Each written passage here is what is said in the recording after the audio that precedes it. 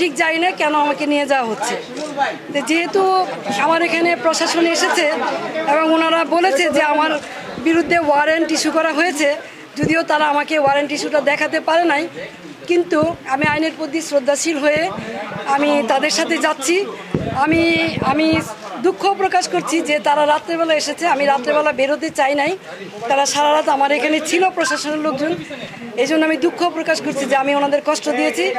আপনারা দেখেছেন যে আমার মহল্লার লোকজন তারা এখানে সারা রাত অবস্থান নিয়েছে।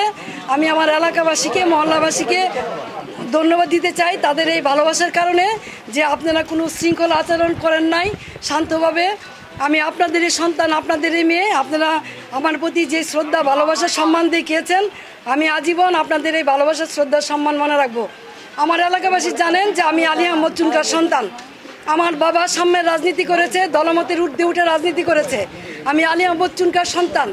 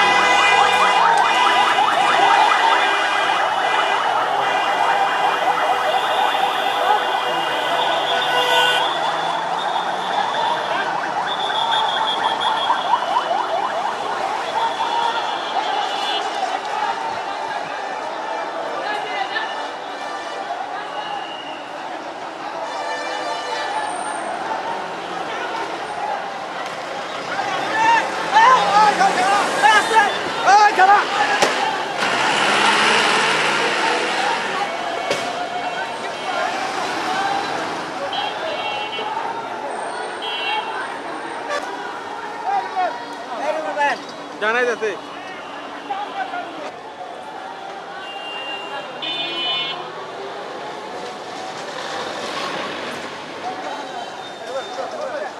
টি মামলা হয়, এর মধ্যে 34টি হত্যা মামলা, বাকিগুলো আদার্স সেকশন মামলা রুজু হয়েছে। আমরা বিগত এই 8-9 মাসে আমরা এজাহারভুক্ত অনেক আসামি গ্রেপ্তার করতে সক্ষম হয়েছি।